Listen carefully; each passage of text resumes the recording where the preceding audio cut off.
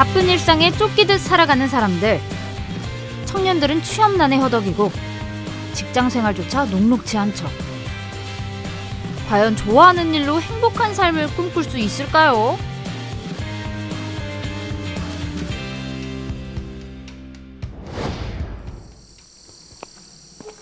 야, 이 쭉 뻗은 대나무를 보니 아주 마음까지 아주 시원해지는데, 이 대나무가 사랑에 빠져서 이 새로운 꿈을 찾으신 분이 있다는데, 와, 뭔가 노랫소리가 들리는 것 같아요. 나나나 여기 계신가 보다. 이곳인 것 같은데. 안녕하세요.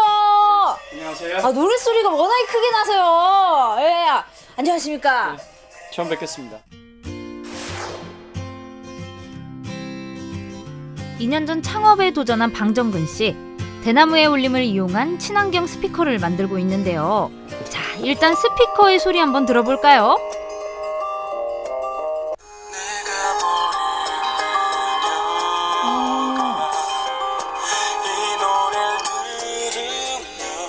대나무 스피커, 이거 원리는 어떻게 되는 거예요, 대체? 원리는 아주 간단한데요. 여기 앞부분을 보시면 여기를 이렇게 미세하게 사포로 갈아서 확성기처럼 밖으로 나갈수록 소리가 커지게 만드는 그런 원리를 여기다가 집어넣었고요. 뒤에는 막혀 있어서 동굴 효과를 주게 되죠. 그러니까 여기서 막힌 소리가 앞으로 나가면서 소리가 점점 확장되는 그런 원리를 갖고 있습니다.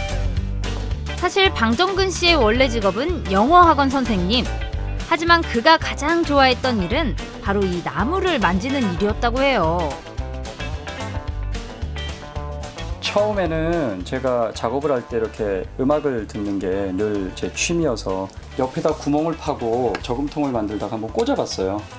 그랬더니 울림이 아주 좋아지더라고요. 그래서 이거를 조금 더 모양이 좋게 쓰기 편하게 만들 수는 없을까를 고민하다가 이제 이 제품이 만들어지게 된 거죠.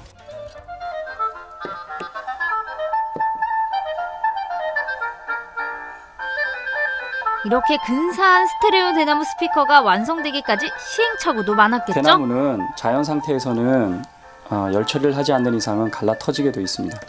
그래서 반드시 열 처리를 하셔야 되고 초겨울에 대나무를 베어서 6개월 정도 건조를 하고 그리고 이제 작업이 시작되는 거죠. 그래서 스피커가 하나가 세상에 나오려면 10개월 이상의 인고의 세월이 필요합니다. 제가 생각했던 것보다는 조금 복잡한 과정이 있네요. 예. 네. 모양새만 씌웠지 절대 쉽게 만들어지는 게 아니었네요. 예. 아유, 네. 대단하십니다. 그리고 이제는 어엿한 대나무 스피커 창업가가 됐습니다. 밀려드는 주문에 바쁜 하루하루를 보내고 있는데요. 몸은 고될지언정 마음만은 행복하다는 방정근 씨. 어떻게 이렇게 취미가 이렇게 크게 사업으로 이어질 줄 아셨어요? 몰랐죠. 그냥 재미로 시작했는데 영어 학원에서 들어오는 수입 못지않게 들어오고 있다는 게 장점이죠. 그리고 국립아시아 문화전당에 대나무 스피커 작품이 전시되는 등 노력한 만큼 꿈을 이뤄가는 성취감은 이루 말할 수가 없다고 합니다. 취미를 통해서 스트레스를 해소할 수 있고 그 취미가 저에게 부업을 가져다 줄 수 있는 지금 현재의 과정에서는 저는 행복을 느끼고 있고요. 이런 행복을 계속 유지하다 보면 어느 순간에는 이 취미가 본업을 능가하는 그런 때가 오지 않을까 생각하고 있습니다.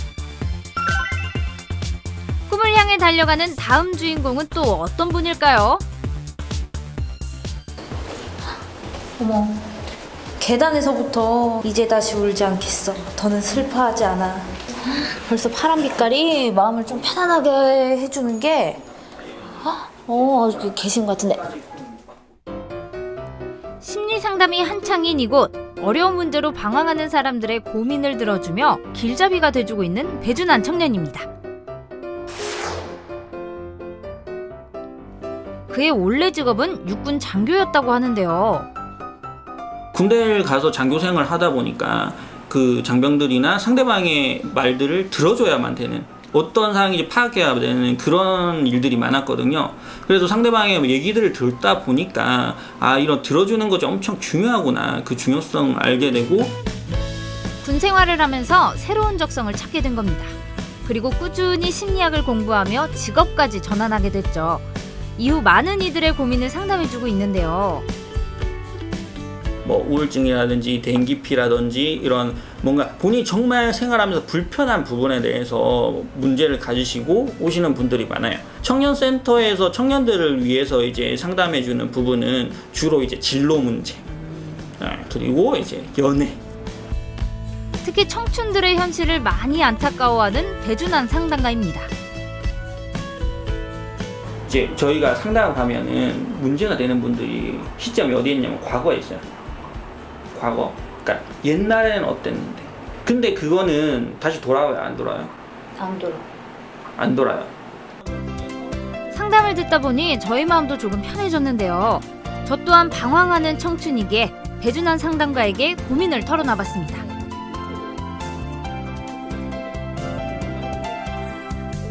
러시아 속담이 있어요. 건너온 다리를 불태우지 마라. 어느 쪽을 포기를 해야 될까라 고민하지 마시고 포기하지 마세요. 다 가지시면 됩니다. 현재에 충실하되 꿈도 버리지 말라는 힘이 되는 조언을 해주시더라고요. 어떻게 선생님의 꿈을 좀 여쭤보고 싶어요. 이 심리 상담가로서 좀 이렇게 또 목표하시는 바가 있으세요? 정말 고민되는 부분이 있을 수 있지만 고민할 필요 없는 고민들이 너무 많이 있거든요. 그런 고민을 해결해 줄 수 있는 마음의 해결사가 되고 싶습니다. 광주의 한 대학교, 이곳에 꿈을 전파하는 이가 있다고 하는데요. 오호, 제가 좋아하는 알코올, 와인 수업이 한창이더라고요.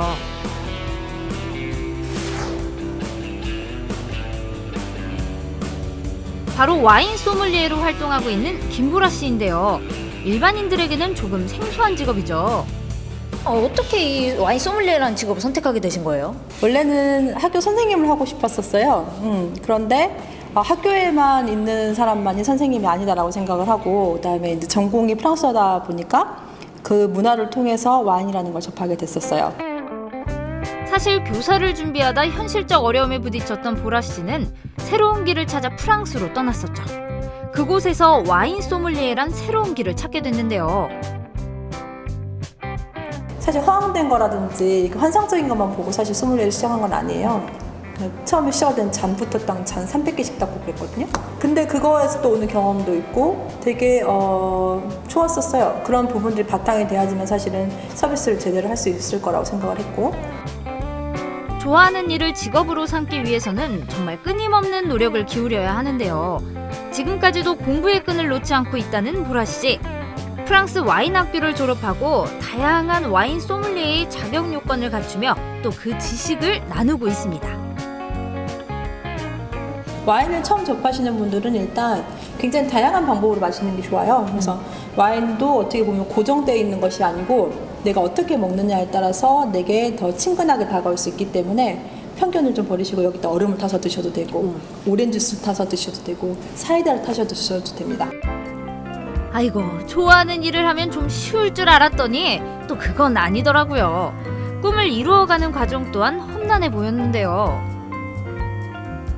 처음에 왔을 때 굉장히 힘들었던 게 거기에서 직접 배웠던 그 방법대로 여기에서 실무를 하다 보니까 굉장히 부딪히는 게 많더라고요. 그래서 우리나라 문화하고는 다르기 때문에 지금은 굉장히 어떻게 보면은 이 시민들의 수준도 굉장히 높아졌어요. 그래서 지금은 의뢰 당연하게 와인 받을 때도 에티켓 지켜가면서 받는 경우를 되게 많이 봤거든요. 보라 씨 역시 몸은 힘들지언정 마음만은 행복하다니 정말 이래서 사람은 꿈을 갖고 살아야 하는구나 하고 생각이 들더라고요.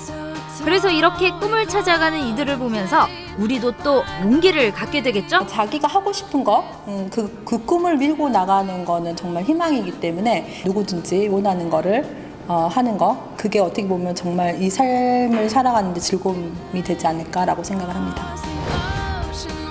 꿈과 현실, 그 어떤 것도 녹록지 않은 지금, 하지만 꿈으로 한 발짝씩 내딛는 모습 정말 멋지지 않나요?